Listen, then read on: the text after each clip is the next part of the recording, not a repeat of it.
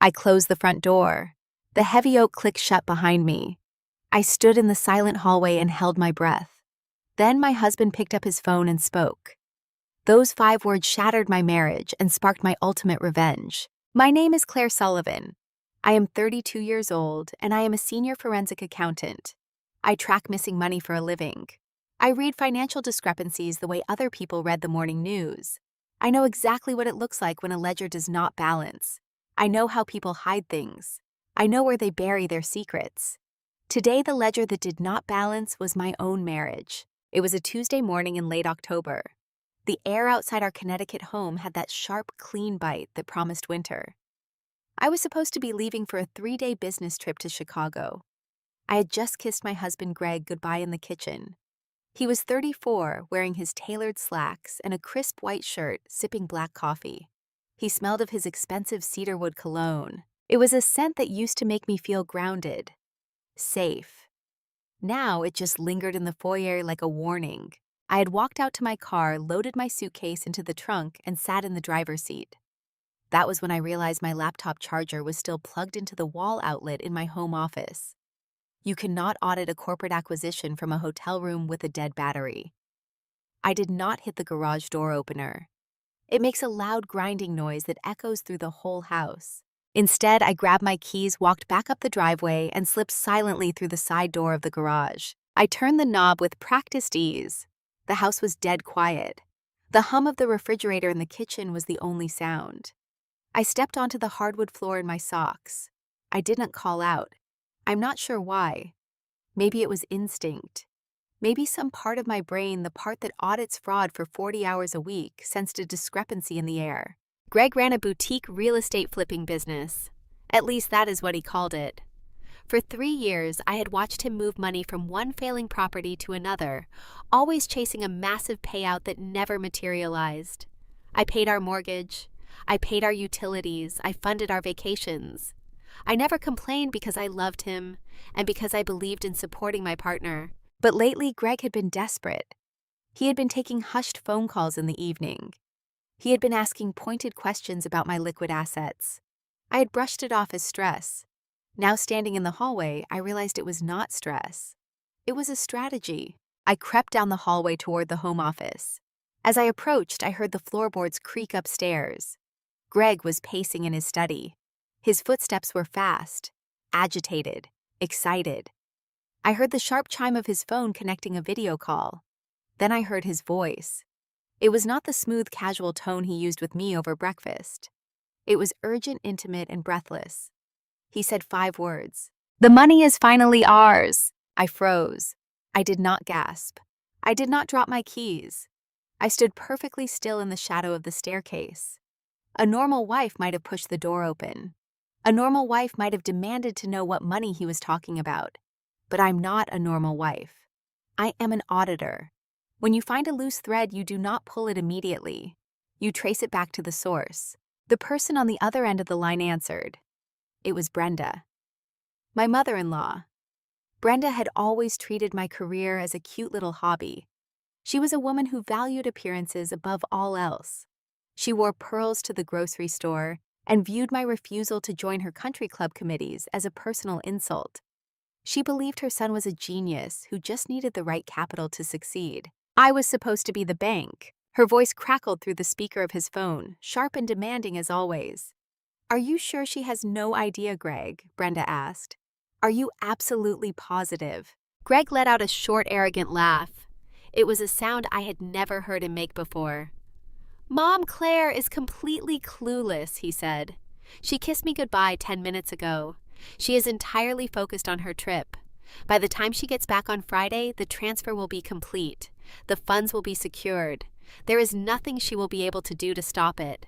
My heart beat against my ribs in a slow, steady rhythm. 1, 2, 3.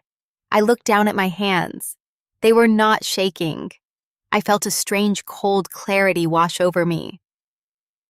The man I had shared a bed with for 4 years was casually dismantling my life with his mother over a morning phone call. He was so confident. He was so sure of my blind spots. He forgot what I did for a living. I did not wait to hear the rest. I turned around and walked back down the hallway. I slipped out the side door, locked it silently behind me, and walked back to my car. I got in. I started the engine. My marriage was over. I knew that instantly. But I was not going to cry. I was going to treat my husband like a hostile corporate entity. My marriage was no longer a partnership. It was a crime scene. Welcome back to Calm Drama Stories, where the loudest people in the room always lose to the quietest. If you know what it is like to be the family stepping stone, settle in. Drop your city and local time below and hit subscribe. I did not drive to the airport. I drove straight to my office downtown. The morning traffic was dense, but I barely noticed. My mind was already compartmentalizing the betrayal, breaking it down into data points. Emotion clouds judgment. Data is pure. I parked my car, took the elevator to the 14th floor, and unlocked my suite. The office was quiet. I poured a glass of cold water, set it on my desk, and booted up my dual monitor setup. The blue light washed over my face. I had 72 hours before whatever Greg was planning became permanent. I needed to see his hand.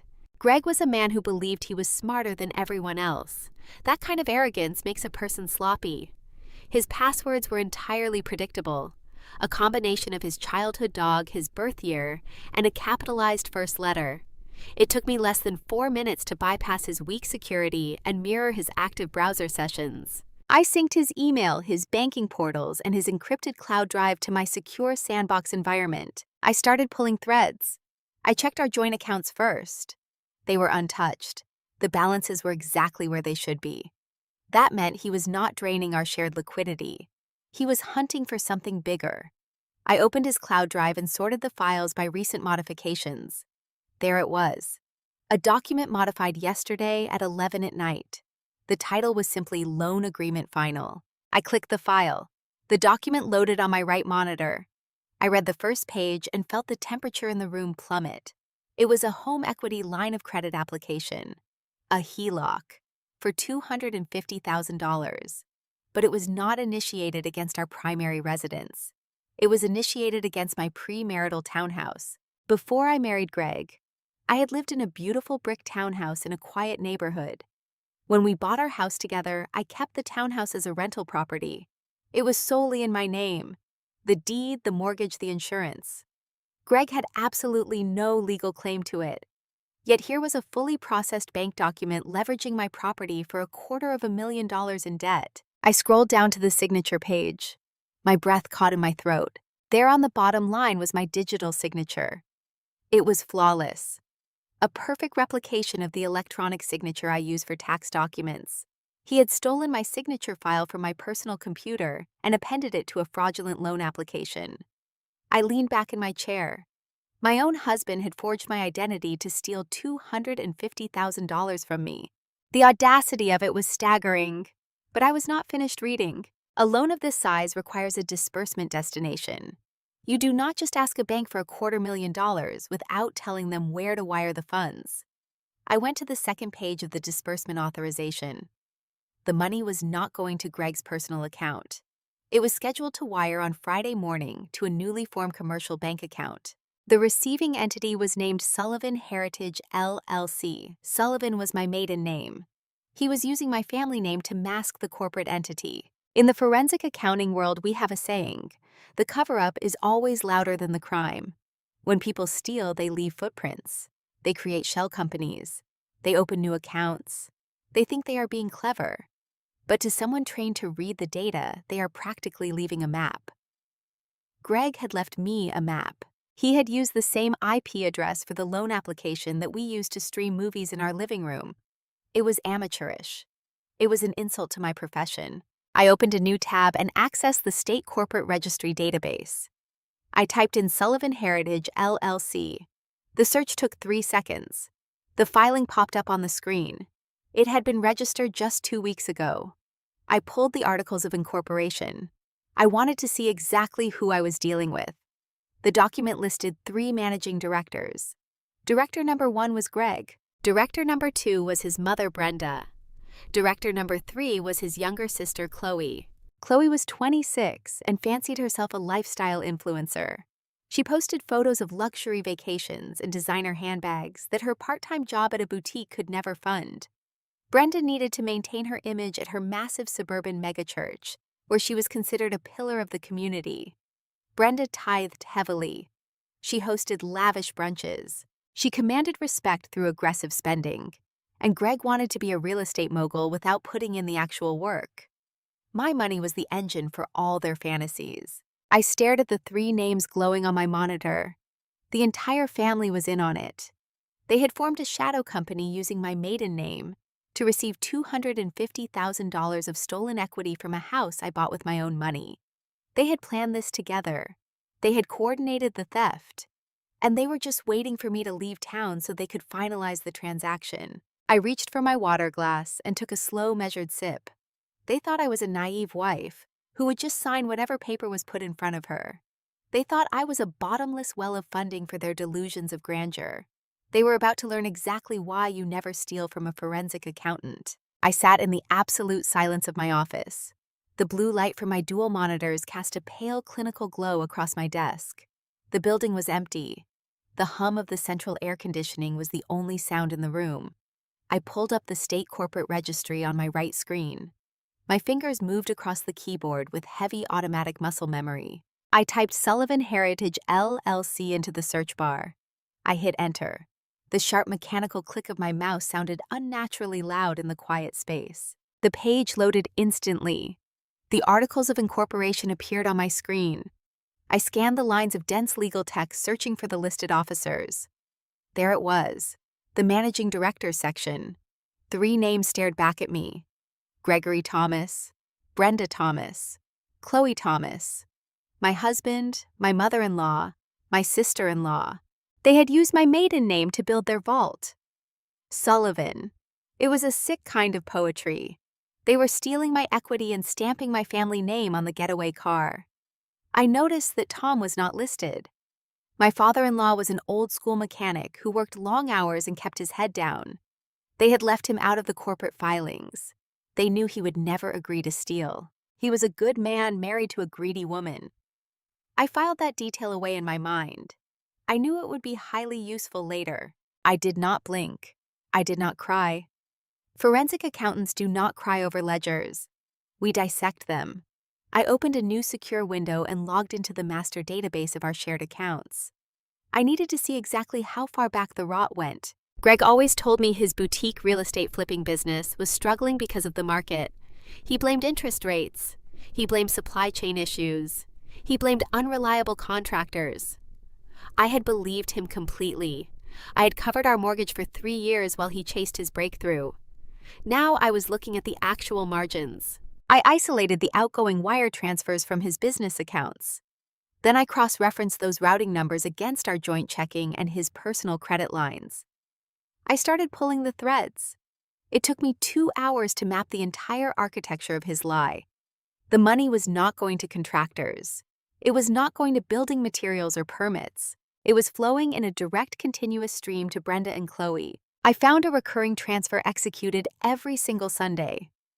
$3,000 moving from Greg's business account to Fairfield Grace Community Church. Brenda was the head of the hospitality committee at Fairfield Grace. She was the woman who organized the massive charity drives. She was the pristine pillar of the congregation. People respected her because she was the largest donor in her social circle. She wore her faith like a designer label, but she was buying her salvation with my paycheck. My husband was laundering my income through his failing business to fund his mother's social status.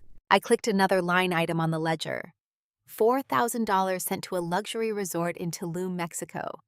The memo line in the accounting software read, "Staging materials." I remembered that exact week. Chloe had posted a series of photos on her social media. She called it a sponsored influencer trip. She posed in infinity pools and drank expensive cocktails. She told her followers she was building her brand. She was not a brand. She was a dependent. Her lavish lifestyle was entirely funded by the money I earned sitting in a cubicle auditing actual businesses. The blue light reflected in my eyes. I felt a cold, heavy sickness settle deep in the bottom of my stomach. This was not just a one-time theft. It was a systematic bleeding. For 36 months, my marriage had been a private GoFundMe campaign for my in-laws' egos. Greg had sat across from me at dinner looking exhausted, complaining about contractor delays while quietly subsidizing his sister's designer handbags and his mother's megachurch tithes. I leaned back in my ergonomic chair. I closed my eyes and took a long breath. The sheer scale of their entitlement was breathtaking. Brenda always treated me like I was incredibly lucky to be part of her family. She would pat my hand at dinner and say things about how hard Greg worked to provide for us. She knew. She knew the whole time whose money was actually paying for her pearls. I saved every file. I exported the bank statements, the corporate filings, the transfer logs, and the IP addresses. I encrypted the master folder and sent it to my secure personal server. I was building a cage of data, and they were already locked inside it. They just did not know it yet.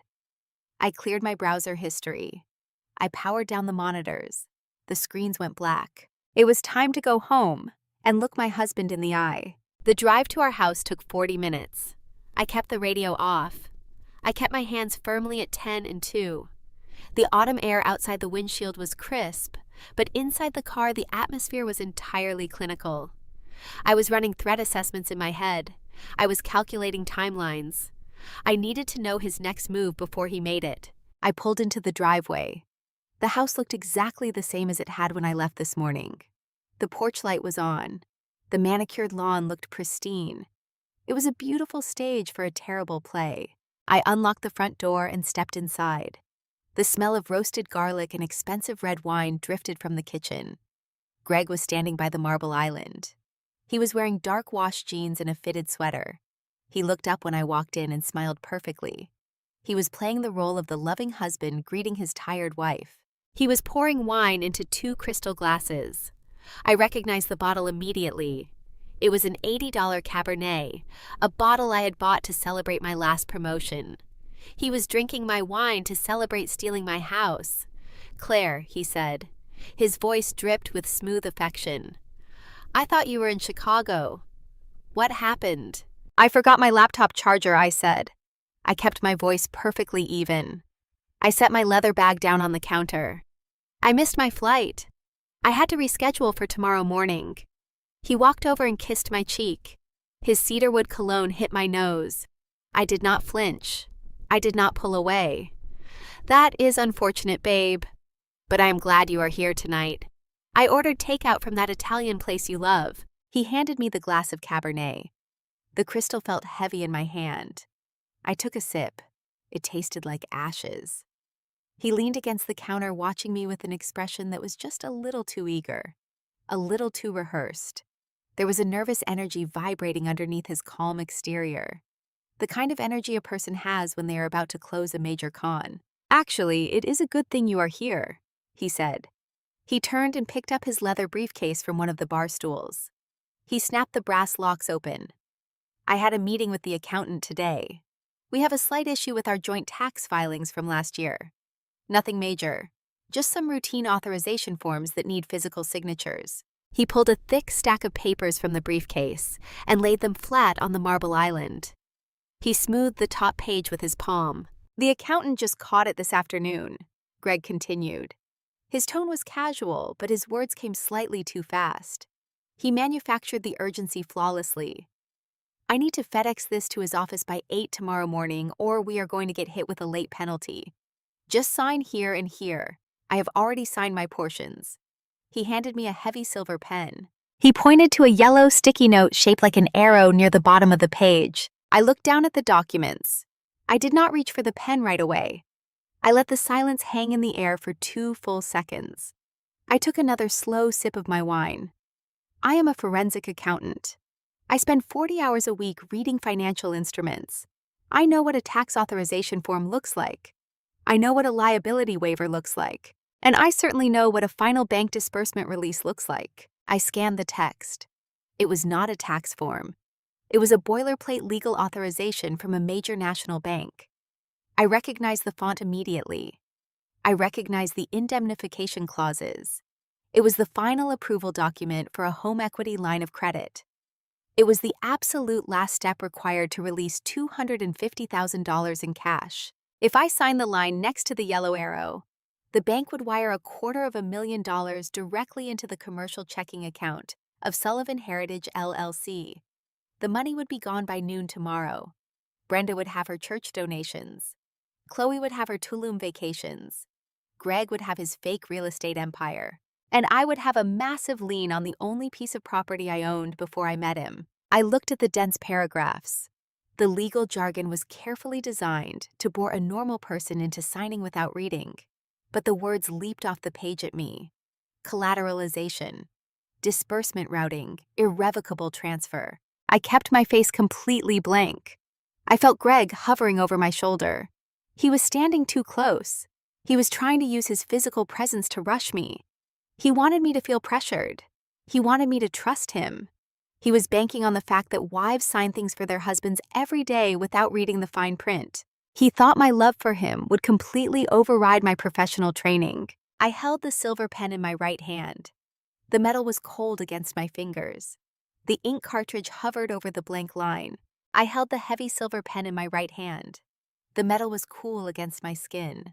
The ink cartridge hovered just a fraction of an inch above the blank signature line. I could feel Greg standing directly behind me. He was too close. His chest was almost brushing my shoulder.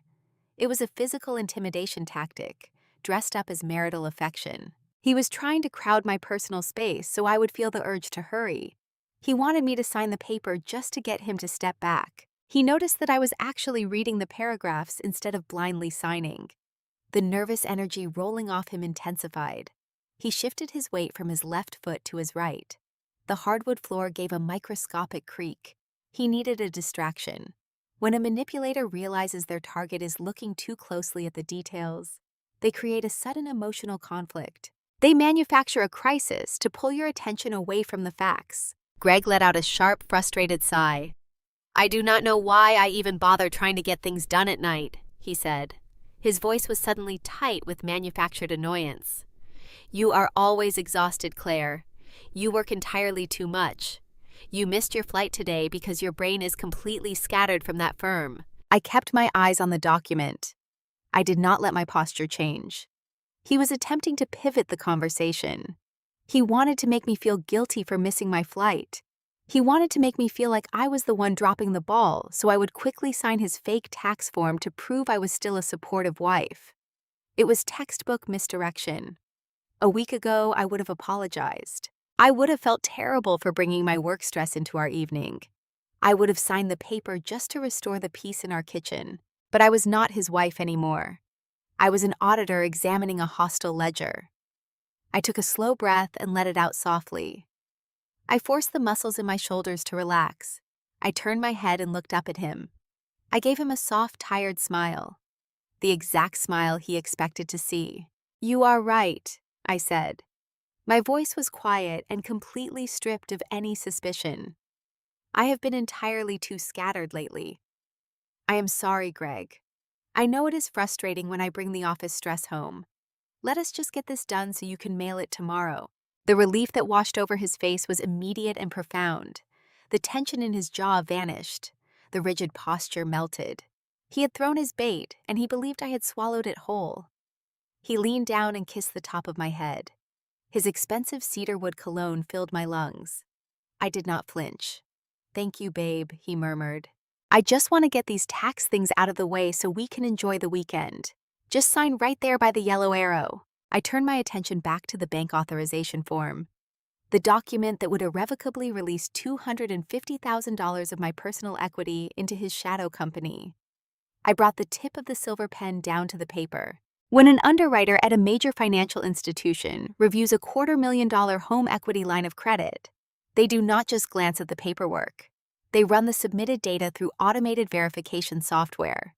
The software pulls the Social Security number provided on the application and checks it against the federal database. It pulls the digital signature and compares it to the driver license on file. If the system detects a mismatch, it throws a hard error code. It halts the disbursement immediately and kicks the file over to a human fraud investigator. Greg had copied my flawless digital signature for the initial application, but the bank required a wet signature for the final release of funds. That was the bank protocol protecting me. I pressed the pen to the paper. I did not sign Claire Sullivan Thomas. I signed Claire E. Sullivan. I used an old variation of my premarital signature. The loops were slightly different. The pressure was intentionally jagged. It was a subtle deviation, but it was enough to fail a strict biometric verification. Then I moved to the box requiring my social security number. I wrote the first 3 digits perfectly. I wrote the second 2 digits perfectly. When I reached the final 4 digits, I smoothly transposed the middle 2 numbers. I swapped a 7 and a 4. To the naked eye, it looked like a simple clerical mistake. It looked like the careless error of a tired wife rushing through tax documents after a long day. But to a banking algorithm, it was a catastrophic failure. A transposed social security number attached to a mismatched signature on a high-yield credit release is a massive red flag. It is the exact combination of errors that triggers an automatic lockdown. I finished writing and capped the pen. I slid the thick stack of papers across the marble island toward him. "All done," I said. I kept my face entirely placid. Greg practically snatched the papers off the counter. He could not completely hide his eagerness. He tapped the edges of the paper against the marble to straighten them. His hands were moving quickly. He slipped the documents back into his leather briefcase and snapped the brass lock shut. The sharp metallic click echoed in the kitchen. That was the sound of a thief believing he had just gotten away with the ultimate prize. "I will drop these at FedEx first thing in the morning," he said. He was practically vibrating with victory. He walked around the island and pulled me into a hug. He held me tightly. I stood there with my arms loosely wrapped around his waist, staring at the stainless steel refrigerator over his shoulder. I felt absolutely nothing. "Get some sleep, Claire," he whispered. "You have a long day of travel tomorrow." "I love you." "I love you too," I replied. The lie tasted like chalk in my mouth. He walked upstairs to our master bedroom. His footsteps were light. I stayed in the kitchen. I picked up the 2 crystal wine glasses and carried them to the sink. I washed them with hot water and soap, watching the dark red liquid spiral down the drain. I dried the glasses and put them away. I wiped down the marble counters until they shined. I wanted the kitchen to be perfectly clean. I wanted my environment to reflect the absolute order I was establishing in my mind. An hour later, I walked upstairs. The bedroom was dark. Greg was already asleep. His chest rose and fell in a steady rhythmic pattern. I changed into my pajamas and climbed into my side of the bed. I lay flat on my back, staring up at the dark ceiling. I listened to the sound of him breathing. He was sleeping the deep, peaceful sleep of a man who thought he had just secured his future. He was dreaming of the money. He was dreaming of the power it would buy his mother and the lifestyle it would buy his sister. I did not sleep at all. I stayed completely awake watching the shadows shift across the room. I was calculating my next move. The sun came up gray and cold. I got out of bed before the alarm went off. I packed my overnight bag. I put on a sharp-tailored suit. Greg woke up as I was buckling my watch. He smiled at me from the pillows, stretching his arms above his head. "Have a safe flight, babe," he said. He glanced at his briefcase sitting by the door. "I will take care of everything here." "I know you will," I said. I picked up my suitcase and my laptop bag. I walked out the front door and loaded my car. I watched Greg emerge from the house 10 minutes later carrying his briefcase. He waved to me as he got into his car and backed out of the driveway. He was heading straight to the shipping center to mail his forged documents to the bank. I waited until his taillights disappeared around the corner. I did not drive to the airport. I had no intention of going to Chicago. I pulled out my phone and emailed my managing partner. I requested an emergency personal day. My firm owed me weeks of vacation time. It was approved within 3 minutes. I put the car in drive and headed downtown. I did not need a divorce attorney yet. I needed an asset protection specialist. I parked in a private garage beneath a towering glass skyscraper in the financial district. I took the express elevator to the 42nd floor. The offices of Sterling and Hayes smelled of expensive leather and lemonwood polish. The carpets were thick enough to absorb any sound. It was the kind of law firm that specialized in making wealthy people's problems disappear. Robert Sterling was 60 years old with silver hair and eyes like shattered ice. He did not offer warm smiles or platitudes. He offered absolute ruthless efficiency. I sat in a high-backed chair across from his massive oak desk. I opened my laptop and passed him an encrypted flash drive. I did not waste his time with tears. I did not talk about my broken heart or my shattered trust. I presented the facts. I showed him the initial HELOC application with my stolen digital signature. I showed him the corporate filings for Sullivan Heritage LLC, listing my husband and my in-laws as the sole directors. I showed him the financial logs detailing the money Greg had siphoned from my accounts to fund his mother's church donations and his sister's vacations. Robert scrolled through the documents on his monitor. The sharp clicking of his mouse was the only sound in the room. He did not look surprised. Men like Robert Sterling are never surprised by human greed. "Your husband is remarkably stupid," Robert finally said. He leaned back in his chair and steepled his fingers. "He has committed federal wire fraud, identity theft, and bank fraud. He left a digital paper trail wide enough to drive a truck through. I do not want to press criminal charges yet," I said. My voice was calm and steady. "I want to build a wall he cannot climb over. When he realizes the loan failed, he will panic. He will try to access our joint accounts. He will try to liquidate anything he can reach to save face with his mother. I need everything locked down today." Robert nodded. His eyes gleamed with professional appreciation. He liked clients who understood strategy. "We start with the credit bureaus," Robert said. He picked up his desk phone. He had a paralegal in the room within 30 seconds. They initiated a hard freeze on my Social Security number across Experian, Equifax, and TransUnion. No one could open a credit card in my name. No one could take out a personal loan. No one could leverage my identity for a single dollar. Next, we moved to the liquid assets. Over the course of 2 hours, Robert drafted the paperwork to form a single-member irrevocable trust. I transferred my entire personal savings, my investment portfolios, and the deed to my rental townhouse directly into the trust. The assets vanished from the public domain. They were now protected behind a legal firewall that Greg could not pierce, even with a court order. If Greg logged into our joint banking portal, he would see only the few $100s I left behind to keep the accounts active. The vault was empty. But the most important step was the bank. I pulled out my phone and dialed the executive customer service line for the bank, holding the fraudulent HELOC application. I did not speak to a standard representative. I used my credentials as a senior forensic accountant to bypass the lower tiers. I provided my licensing number and requested an immediate transfer to the Executive Fraud Division. A senior investigator named Marcus answered the line. I explained the situation with clinical precision. I informed him that a $250,000 home equity line of credit had been opened against my property using a forged digital signature. I informed him that the final disbursement authorization, currently in the mail, contained a deliberately transposed Social Security number. "I can see the application in our system right now," Marcus said. The keyboard clacked rapidly on his end of the line. "The funds are scheduled for release tomorrow morning upon receipt of the physical documents.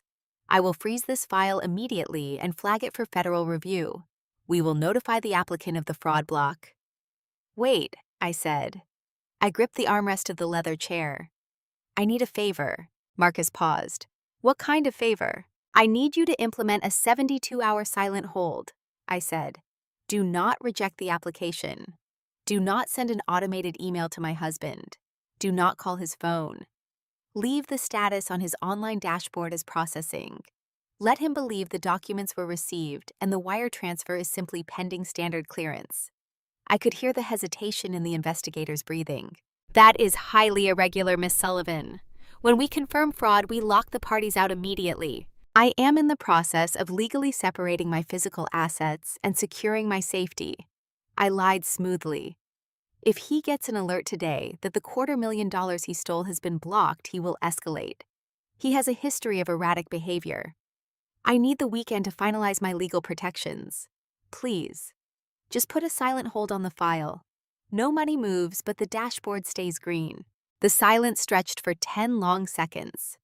Robert Sterling watched me from across the desk with a faint look of approval.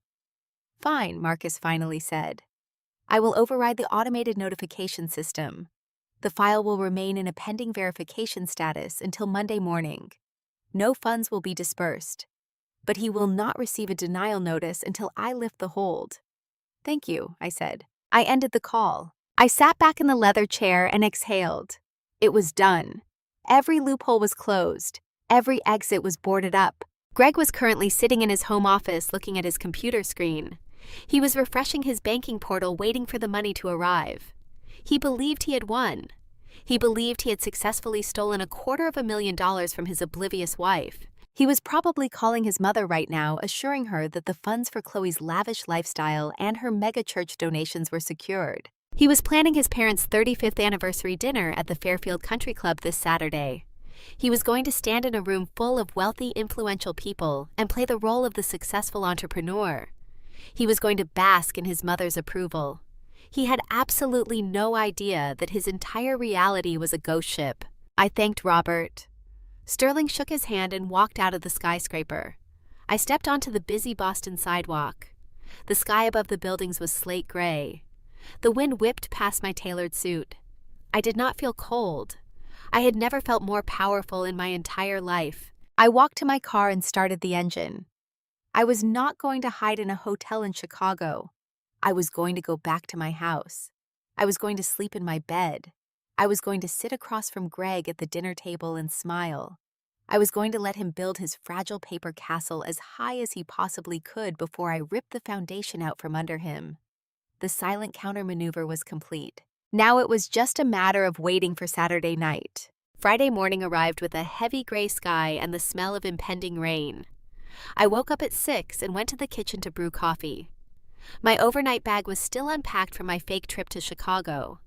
My premarital townhouse was legally shielded inside a trust. My liquid assets were locked behind a corporate firewall. The bank had placed a silent hold on the $250,000 home equity line of credit. Greg walked downstairs at 7:30. I watched him cross the living room from the kitchen island. There is a specific way a man walks when he believes he has just stolen $250,000 and gotten away with it. His shoulders were loose. His posture was wide and arrogant. He moved like a man who owned the world. He was riding the euphoric high of a successful con. He had checked his banking portal. I knew he had. He saw the pending status on the transfer dashboard and assumed the money was simply clearing standard security protocols. He thought the cash would hit his shadow company account by Monday morning. He was so incredibly confident in his own intelligence that he did not even bother to check if my behavior had changed. "Good morning, beautiful," he said. He walked into the kitchen and kissed my cheek. "Good morning," I replied. My voice was completely flat. My heart rate was a steady 60 beats per minute. I poured him a cup of black coffee and handed it across the marble counter. He took the mug, but he did not step back. Instead, he reached into the pocket of his tailored slacks. His eyes were shining with a manufactured warmth that made my stomach turn. He pulled out a heavy square box covered in dark blue velvet. He placed it on the counter and slid it toward me. "I know you have been working incredibly hard lately," he said.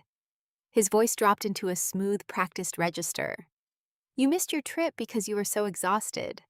I just wanted to show you how much I appreciate everything you do for us, for this family." I stared at the velvet box.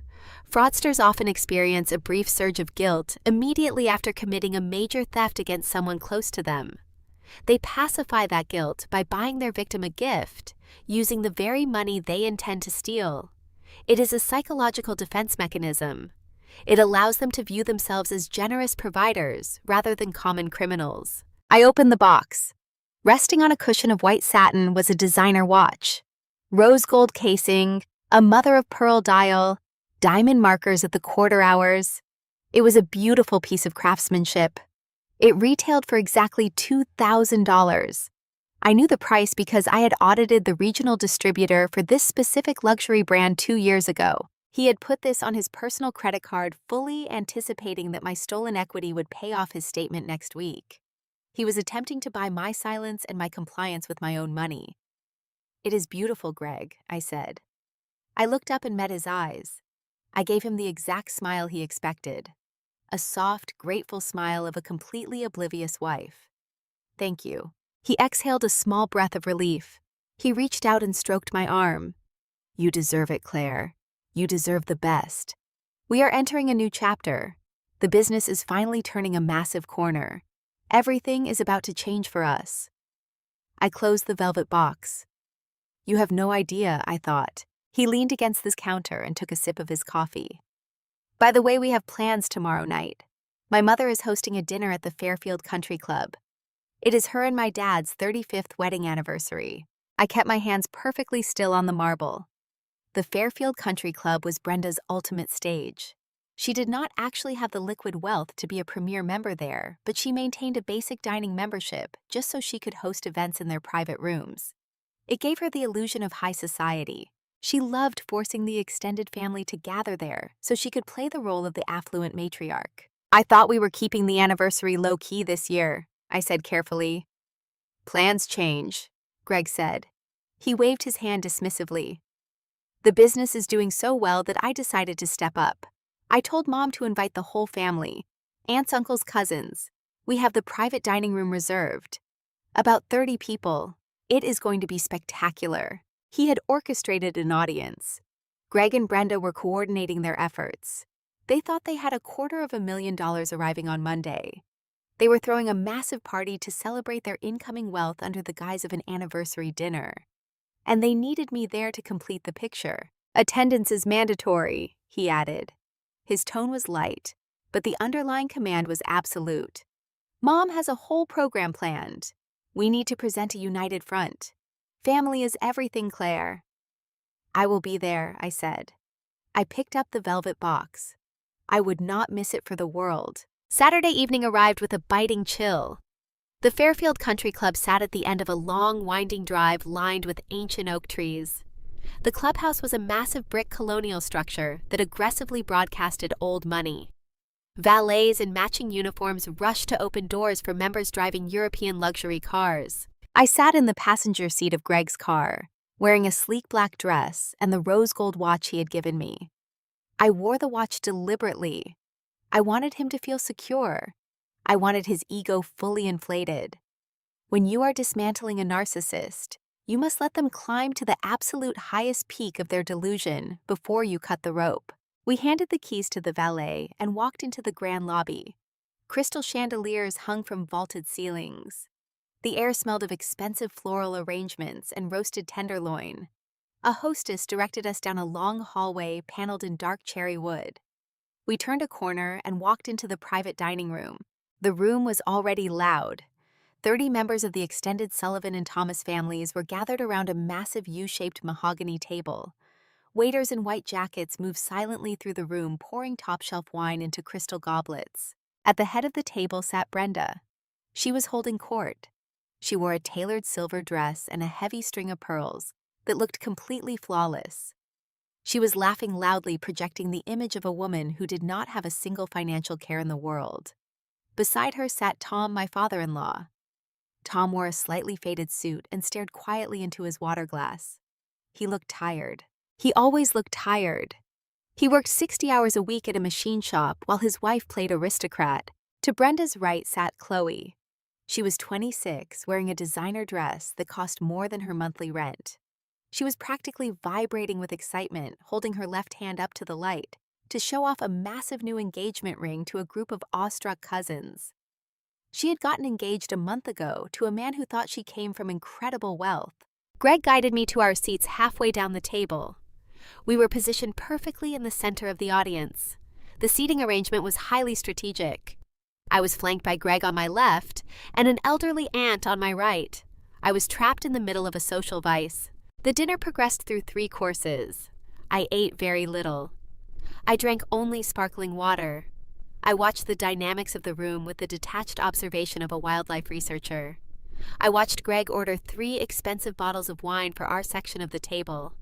I watched Brenda wave away a waiter and demand a different vintage simply because she could. They were spending money recklessly. They were spending the money they thought they had stolen from my townhouse. I calculated the total cost of the dinner in my head. Private room fee, 30 plates of prime filet, open bar with premium spirits, gratuity. The bill was easily going to surpass $4,000. Greg was going to put it on a credit card, knowing the Sullivan Heritage LLC account would cover it on Monday.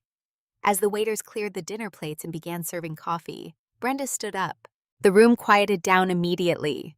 People turned their chairs to face the head of the table. Brenda picked up her crystal champagne flute. She tapped it gracefully with a silver spoon. The light chiming sound cut through the remaining chatter. "Family," she began. Her voice was perfectly pitched to carry across the heavy room. She placed her free hand over her heart. 35 years ago, I married Tom. We started with nothing but faith and love. And look at us now. Look at this beautiful family God has blessed us with." She paused to let her audience murmur their approval. Aunt Susan wiped a tear from her eye. Greg leaned back in his chair, looking incredibly smug. "We have always believed that the most important thing in this world is taking care of each other," Brenda continued. She began walking slowly around the head of the table. Her pearls swung gently against her silver dress.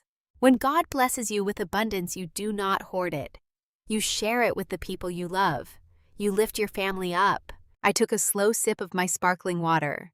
The water was ice cold against my tongue. The entire speech was a setup. She was laying the psychological groundwork for an ambush. She was establishing the moral high ground, so that anyone who opposed her would immediately look like a villain in front of 30 relatives. "And speaking of abundance," Brenda said. She turned her body and looked directly down the table at Greg. She gave him a radiant maternal smile. Then she shifted her gaze entirely to me. "As you all know, our beautiful Chloe is getting married next year." Brenda gestured broadly to Chloe, who beamed and wiggled her diamond ring at the room. "A wedding is a profound milestone. It requires a proper celebration, a beautiful venue, a gorgeous dress, a start to a beautiful new life." Brenda clasped her hands together. The room was absolutely silent now. Everyone was hanging on her next word. "Chloe and her fiancé were worried about how they would afford the wedding of her dreams," Brenda said. Her voice caught, slightly projecting perfectly manufactured emotion. "But that is where family steps in. Because Greg's real estate business has been incredibly successful this year. He has finally hit his breakthrough." My husband reached under the table and placed his hand heavily on my knee. His fingers dug into my skin. It was a physical warning, a command to remain quiet and smile. "Because of this massive success," Brenda announced, her voice rising in triumph, "Greg and Claire have generously offered to gift Chloe $150,000 to cover the entirety of her wedding." The room erupted. Cousins gasped. Aunts clapped their hands over their mouths in shock. Uncle Robert whistled loudly from the back of the room. Chloe burst into theatrical tears and covered her face with her hands, shaking her head in disbelief. The applause thundered off the cherry wood walls. I sat perfectly still. The math clicked together in my head with brutal clarity. $150,000 for Chloe. That left exactly $100,000 from the fraudulent equity line.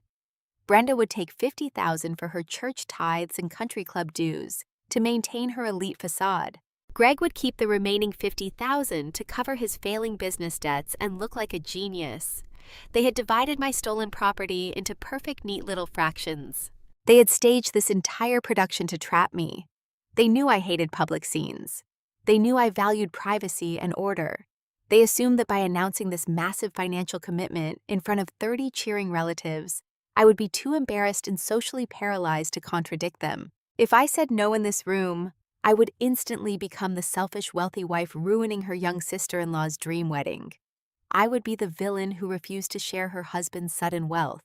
They were using social pressure as a weapon to enforce their theft. The applause continued to wash over the table. Relatives were raising their glasses in our direction. Greg's hand tightened on my knee, pressing hard enough to bruise. I turned my head and looked at him. His face was flushed with adrenaline and unearned pride. He gave me a hard, tight smile. His eyes were wide and silently demanding. He was telling me to nod. He was telling me to play the role of the generous, rich wife. He expected me to shrink. I did not blush. I did not stammer. I did not let my heart rate climb a single beat. When you spend your life auditing corporate fraud, you learn very quickly that silence is a mirror. People who are lying absolutely hate silence because it forces them to look at their own reflection. So I gave them silence. I picked up my crystal glass of sparkling water. The condensation was cold against my fingertips. I brought the rim to my lips and took a very slow, measured sip. The water tasted like silver and ice. Around the heavy mahogany table, the applause began to fade. It died out in pockets. Uncle Robert stopped clapping first. Then Aunt Susan lowered her hands. The cousins near the far end of the room shifted in their heavy wooden chairs. They were waiting for me to cry. They were waiting for me to reach for Greg's hand and express my overwhelming joy at being able to fund Chloe in her dream wedding. They expected a performance of absolute gratitude. I let the quiet stretch. I set the crystal glass back down on the white linen tablecloth. It made a soft, definitive clink. The silence grew heavier. It became thick and uncomfortable, the kind of quiet that makes people want to clear their throats or look at their phones. I looked at Brenda. She was still standing at the head of the table, radiating manufactured maternal warmth. But the edges of her smile were beginning to tighten. Her eyes flicked to Greg, and then back to me. She was a director realizing her lead actress had just dropped the script. Greg squeezed my knee under the table. His fingers dug into my skin with genuine force. It was a physical command. He was silently ordering me to speak, to save him, to solidify the lie in front of the entire family. I turned my head and looked directly at Brenda. I kept my posture perfectly straight. I did not raise my voice. I spoke with the exact same clinical tone I use when I inform a chief financial officer that their accounts are short. "That is a beautiful thought, Brenda," I said. My voice carried effortlessly across the silent room, bouncing off the cherrywood panels. "But Greg and I will not be paying for the wedding." The words hung in the air like a dropped plate. If you have ever watched an illusion shatter in real time, you know it does not happen gracefully. It happens violently. Brenda's perfect societal smile fell completely off her face. The maternal warmth vanished, replaced instantly by raw, unmasked panic. Chloe let out a loud, dramatic scoff. She dropped her hand heavily onto the table, her new engagement ring clattering against her dessert plate. "What do you mean you will not be paying?" Chloe snapped. Her voice was high and entirely stripped of her usual influencer polish. "Greg promised. He said the business was doing amazing." Greg turned completely pale. All the blood drained from his face, leaving him looking like a ghost in a tailored suit. His grip on my knee turned frantic. He leaned in so close his cedarwood cologne was suffocating.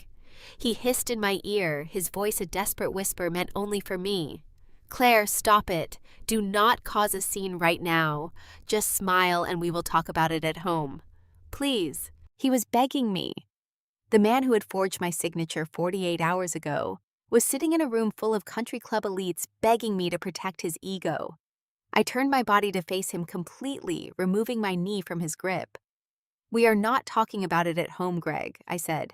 "We are talking about it right now." Brenda grabbed the edge of the table. She was losing control of her audience and she knew it. She fell back on the only weapon she had left: shame. She puffed up her chest, projecting her voice to ensure the aunts and uncles could hear her disappointment. "Claire, I am honestly shocked by you," Brenda said. Her tone was dripping with condescension and weaponized piety. "Family takes care of family. God has blessed you both with so much financial success this year. It is only right to share your blessings with the people who love you. You are being incredibly selfish right now. We are a family." I looked around the room. 30 people were staring at me, judging me, believing the narrative Brenda had just spun. They thought I was a wealthy, stingy wife holding back my husband's hard-earned money from a deserving young bride. They thought I was the villain. I let her words echo. Selfish, blessings, family. They were such beautiful words manipulated to cover up such ugly behavior. I thought about the 17-year-old version of myself, working double shifts to pay for my own college textbooks. I thought about the nights I stayed up until 3 a.m, balancing ledgers for major corporations, earning every single dollar I possessed. I looked at Chloe, who was pouting and glaring at me from across the floral centerpiece.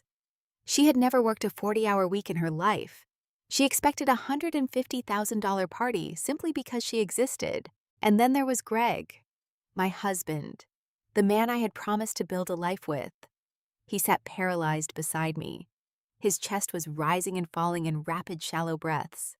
He looked exactly like an embezzler right before the federal agents walk into the room. He knew he had lost. He just did not know how completely he had lost. I turned my gaze back to Brenda. I did not feel angry. Anger is an unpredictable emotion.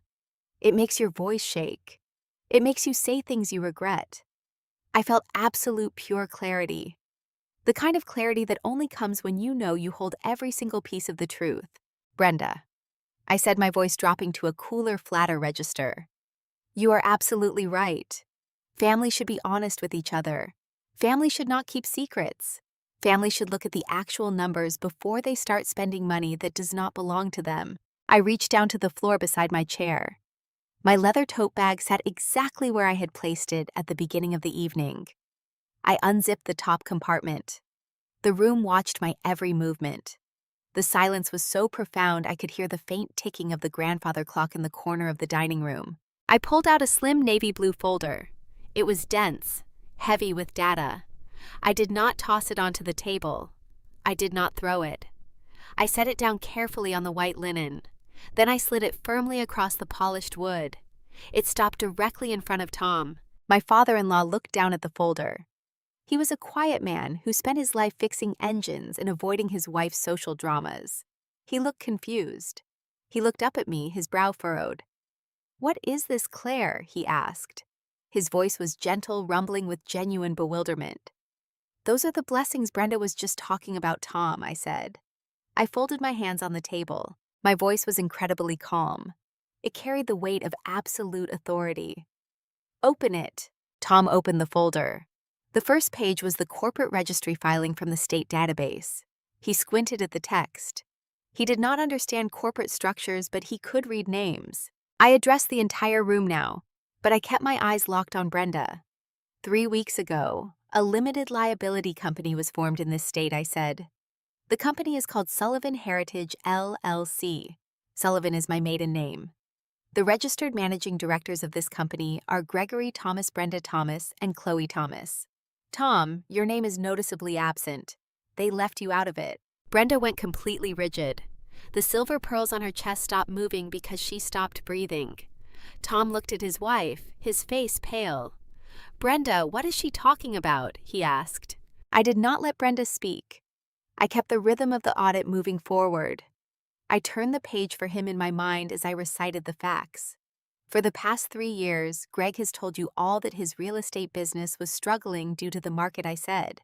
But the business was not struggling. It was being systematically drained. I audited the accounts on Tuesday morning. I traced every single outgoing wire transfer. I looked directly at Chloe. $4,000 sent to a resort in Tulum, Mexico for a sponsored influencer trip, I said. $7,000 for designer bags and boutique clothing expenses disguised on the ledger as staging materials. Chloe physically recoiled. She shrank back into her large velvet dining chair, wrapping her arms around her stomach as if she had been struck. I turned to Brenda. "And then there are the recurring transfers." I continued. $3,000 a month every month wired directly to Fairfield Grace Community Church so you could maintain your status as the top donor on the hospitality committee. Not to mention the monthly dues for this exact country club. You have been playing high society on my paycheck, Brenda. My income has subsidized your entire lifestyle. The relatives around the table began to murmur. Uncle Robert let out a low, shocked breath. Aunt Susan stared at Brenda with her mouth hanging open. The pristine image Brenda had spent decades building was dissolving into dust right in front of her country club friends and her extended family. She had no defense. She could not claim it was a gift because the bank statements proved it was hidden. Tom flipped to the next page in the folder. His hands were actually shaking now. He looked at the bank statements. He saw the highlighted transfers. He looked at his son. "Greg, how could you do this?" Tom asked. His voice broke. "You stole from your own wife." Greg tried to speak. He opened his mouth, but he was hyperventilating. He looked at the door. He looked at his mother. He looked at me. He was completely trapped, but I was not finished. The microtransactions were just the warm-up. The grand finale was still sitting in my pocket. I waited for the murmurs to quiet down again. I needed absolute silence for the final entry on the ledger. "Those were just the small thefts," I said. My voice was a soft, devastating strike in the quiet room. I turned my head and looked directly into Greg's eyes. He looked absolutely terrified. The arrogant man who had kissed my cheek and fed me wine was gone. And as for the $250,000 home equity line of credit, You tried to fraudulently open against my property on Wednesday to fund this wedding, I said. The number hit the room like a physical shockwave.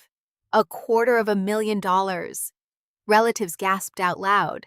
Tom's jaw dropped. He stared at his son in pure horror. I held Greg's gaze, refusing to let him look away. You needed my wet signature for the final release of funds, I said. You rushed me in the kitchen. You tried to make me feel guilty so I would not read the paperwork. You thought I was oblivious. But you forgot who you married, Greg. You forgot what I do for a living. I paused, letting the absolute destruction of his ego settle into his bones. I transposed my social security number on the final authorization, I said softly. I used an old signature block. The bank flagged the forged documents immediately. The account is permanently frozen. The fraud department has already notified the authorities. There is no money, Greg. There never was. The silence that followed my words did not just fill the room. It suffocated it.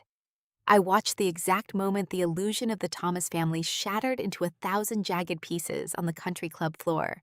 Somewhere down the long mahogany table, a heavy silver fork slipped from Aunt Susan's fingers. It hit her china dessert plate with a sharp, piercing clatter.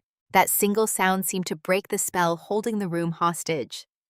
Suddenly, the private dining room erupted into absolute chaos. Cousins began whispering frantically to one another. Uncle Robert stood up from his chair, pushing it back so hard it scraped loudly against the polished wood. But the most devastating reaction came from the head of the table. Tom, my father-in-law, stared at the navy blue folder I had slid to him. He stared at the corporate filings and the highlighted bank transfers. He was an honest man who worked with his hands. He wore work boots and grease stains while his wife wore pearls. He slowly lifted his head and looked at Brenda. His face was completely devoid of color. His voice, when he finally spoke, trembled with a lifetime of quiet resentment finally boiling over. Brenda, he said. The word was a heavy, ragged exhale. You stole from our daughter-in-law. You forged her name to pay for your country club dinners. Brenda frantically shook her head. Her perfectly styled hair trembled around her pale face. She reached out and tried to grab Tom's hand, but he physically recoiled from her touch. Tom, no, she pleaded. Her voice was shrill, stripped of all its former aristocratic polish. It is a misunderstanding. Greg was just securing a temporary loan for the business. We were going to pay Claire back with interest. We were just bridging a gap for the wedding. You do not bridge a gap by committing identity theft. Brenda, I said. My voice was perfectly calm. It cut through her frantic lies effortlessly. You created a shell company. You drafted a fraudulent application. You plotted to take $250,000 of my personal equity. That is a federal crime. Across the floral centerpiece, Chloe let out a sudden piercing wail. The glamorous lifestyle influencer persona evaporated instantly. She looked down at her massive diamond engagement ring, and then looked at her mother in pure, unadulterated panic. Mom! What is she talking about? Chloe cried. Her voice echoed off the crystal chandeliers. Are we broke? What about my wedding? You said the deposit for the venue was clearing on Monday. You promised me. There is no deposit, Chloe. I said, taking a slow sip of my sparkling water. There is no venue. The account is frozen. Your wedding was being funded by stolen money, and the bank has closed the vault. Chloe burst into real terrified tears. She buried her face in her hands, sobbing loudly. She was not crying because her brother was a criminal. She was crying because her lavish party was canceled. She was mourning the loss of the attention she felt she was owed. Beside me, Greg was unraveling entirely. His breathing was shallow and erratic. He looked like a man standing on the tracks, watching a freight train bear down on him. He reached under the table and tried to grab my hand. I pulled my arm back smoothly, resting my hands on the white linen tablecloth entirely out of his reach. Claire! Please, Greg whispered. His eyes were wide and desperate. He leaned in close. His expensive cedarwood cologne mixed with the sharp, sour smell of his nervous sweat. You cannot do this to me. Step outside with me right now. Let us go to the hallway and fix this. We can call the bank. We can explain it was a marital misunderstanding. I will give you whatever you want. Please just step outside. I looked at him. I looked at the man I had shared a home with for 4 years. I saw right through the handsome face and the tailored suit. I saw a terrified little boy hiding behind his mother's greed. He thought he could manipulate his way out of a federal offense by using the privacy of a hallway. He thought he could manage me if he just got me alone. "I am not going to the hallway, Greg," I said. My voice was loud enough for Tom and Aunt Susan to hear. "There is absolutely nothing left to fix." I stood up. My posture was perfect. I did not rush. I did not make any sudden angry movements.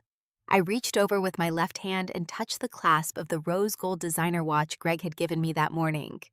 The $2,000 watch he had purchased on credit, fully expecting my stolen equity to pay the bill. I unhooked the metal clasp. The heavy rose gold slipped off my wrist.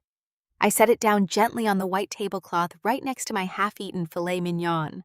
The diamonds on the dial caught the light from the chandeliers above. It was a beautiful piece of jewelry bought with dirty intentions. "I already fixed it, Greg," I said, looking down at him. "My lawyer will contact you on Monday." I picked up my leather tote bag and turned my back on the table. The noise in the room was deafening now. Aunts were arguing. Tom was shouting at Brenda, demanding to know how long she had been lying to him. Chloe was weeping into her napkin. Greg was sitting frozen in his chair, staring at the rose gold watch resting on the table. I walked toward the heavy oak doors of the private dining room. My heels clicked against the hardwood floor in a steady rhythmic beat.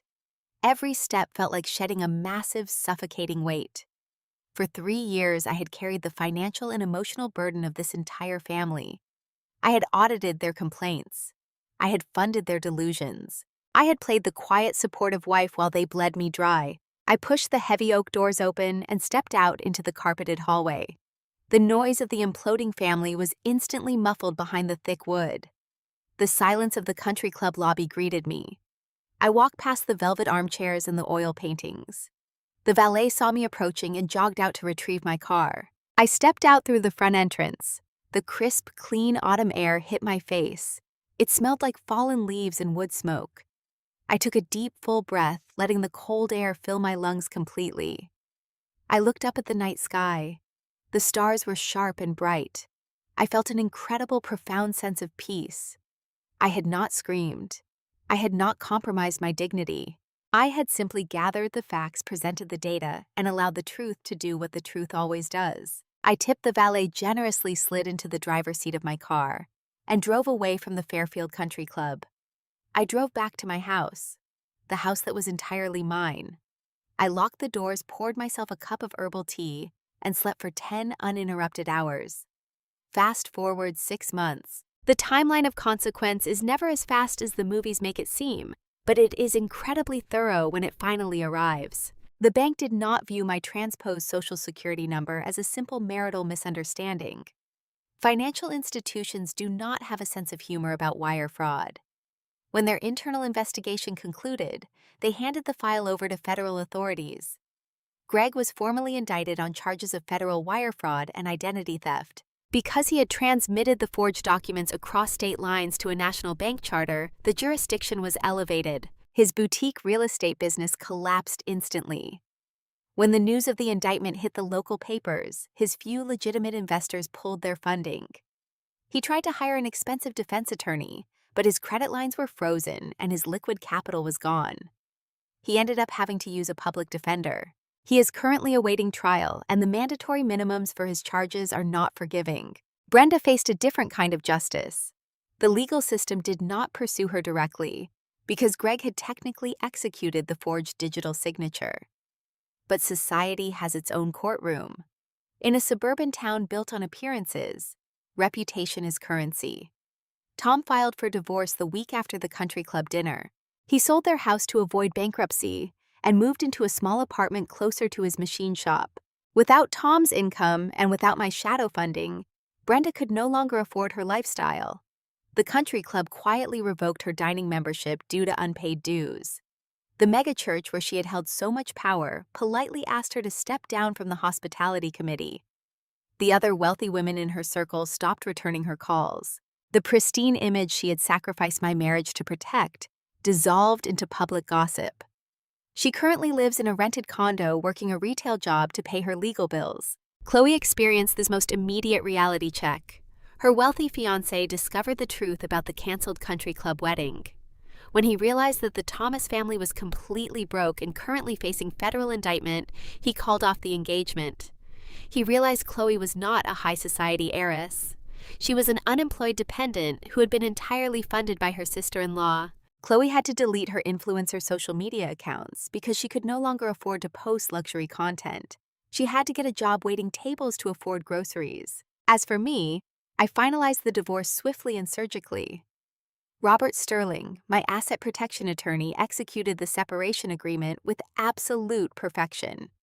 Because my assets were legally shielded inside the irrevocable trust, Greg had no avenue to claim a single dollar of my premarital property or my ongoing income. The courts viewed his attempt to defraud me as grounds for a heavily weighted settlement in my favor. I kept my townhouse. I kept my retirement accounts. I kept every single cent I had earned through my own hard work. But more importantly, I kept my peace. I sit in my office today looking out at the city skyline. The dual monitors glow with clean, balanced ledgers. I do not harbor any bitter anger toward Greg or his mother. Anger requires emotional investment, and I refuse to invest another piece of myself in that family. I simply let the natural consequences of their actions wash over them. They built a house of cards on a foundation of theft, and all I did was refuse to prop it up anymore. People who view you as an automatic teller machine will always call you selfish when you finally close the vault. They will tell you that family takes care of family. They will try to weaponize your loyalty and twist your success into an obligation. Let them. Let them call you cold. Let them call you calculating. Your peace is worth infinitely more than their approval. You do not owe your stability to people who refuse to stand on their own 2 feet. Sometimes the most devastating revenge you can enact on a manipulator is simply walking away and allowing them to face the world without your protection. When you stop shielding toxic people from the consequences of their own choices, the universe tends to handle the rest. If you have ever had to legally separate yourself from toxic family members, or if you have ever discovered a shadow ledger in your own life, drop a comment below. I read every single one. Do not forget to subscribe, and I will see you in the next story.